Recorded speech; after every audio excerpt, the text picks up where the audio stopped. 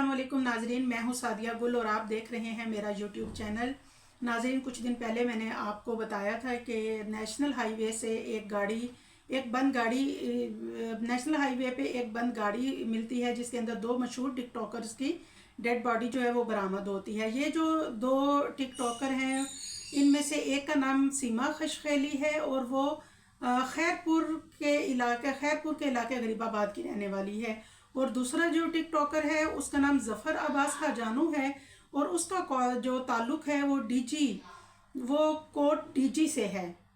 और नाजरीन, इस केस में कुछ नए इंकशाफात आए हैं। जैसा कि आपको मालूम है कि जैसे ही जो डेड बॉडी हैं वो बरामद हुई, उनको हॉस्पिटल लेके जाया गया, उसके बाद पुलिस ने उसको खुदकुशी का केस दे दिया और उन्होंने इसको दाखिले दफ्तर कर दिया इस केस को। लेकिन नाजरीन, अब जो नई बात सामने आई है वो ये है, एक वीडियो वायरल होती है जो सोशल मीडिया पे दिखाई जाती है। उसके बाद पूरे मुल्क में एक कहराम मच गया और जंगल में आग की तरह ये बात फैली कि उसमें खैबर गाड़ी के अंदर से एक वाइट कलर के कपड़े पहने हुए एक आदमी जो है वो उतरता हुआ दिखाई देता है। नाजरीन, उसके बाद जो है पुलिस की तहकीकात, तो पुलिस इन्वेस्टिगेशन की तरफ आती है। और नाजरीन, जब पुलिस से सवाल किया गया कि ये जो दोनों थे इनकी मंगनी हो चुकी थी और ये शादी करने वाले थे, तो आखिर ये खुदकुशी क्यों करेंगे। नाजरीन, बात कुछ ऐसे है कि सीमा की शादी उसके घर वालों के मुताबिक कुछ अर्सा पहले सीमा की शादी जो है वो यासीन नामी एक शख्स से हुई थी जो कि पन्नू आकल का रिहायशी था। बाद में सीमा की मुलाकात जो है वो एक खूबरू नौजवान जफ़र अब्बास हाजानू से होती है।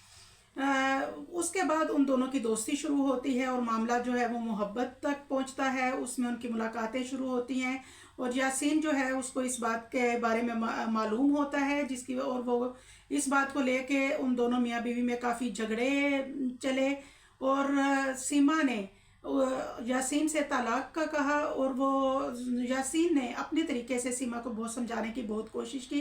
वो उसको तलाक नहीं देना चाहता था और उसको पता भी था कि तलाक के पीछे जो वजह है वो हजानू है। लेकिन नाजरीन, सीमा जो है वो अपनी बात पे डटी रही और उसने तलाक ली। और उसके बाद उसके वालिदैन जो हैं उनका बयान आता है कि 3 रोज़ के सीमा जो है वो घर में 3 रोज़ का कह के कि वो मार्केट जा रही है।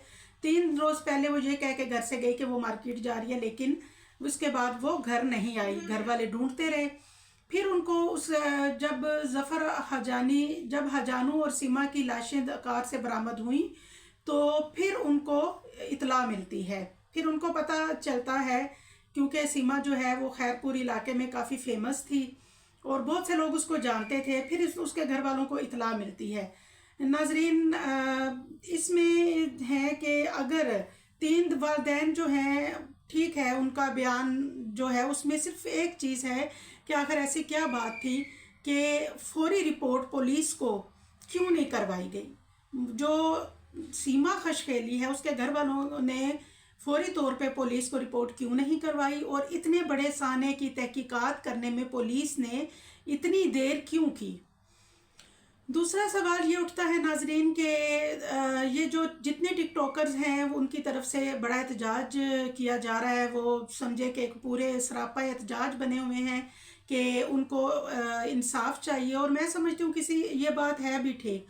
बैकग्राउंड इस कहानी का कुछ भी था, कोई भी इख्तलाफात उसके सीमा खशखेली के अपने एक्स हस्बैंड से थे, बैकग्राउंड में कुछ भी था, लेकिन क्या ऐसा होना चाहिए था क्या? उसको, इस लड़की को इतनी बेदर्दी से, इसको और जफ़र अब्बास इसके मंगेतर को इतनी बेदर्दी से कत्ल करना चाहिए था उनकी। और फिर उनकी लाशों को छोड़ दिया गया रोड के ऊपर गलने सड़ने के लिए और तशद्दुद ज़दा लाशें थी नाजरीन। और मैं समझती हूँ कि ये बिल्कुल भी जो है ये एक गलत तरीका है और पुलिस जो है उसने इस वाक़े को जो है वो वाइंड अप करने की कोशिश क्यों की, दाखिले दफ्तर करने की कोशिश क्यों की।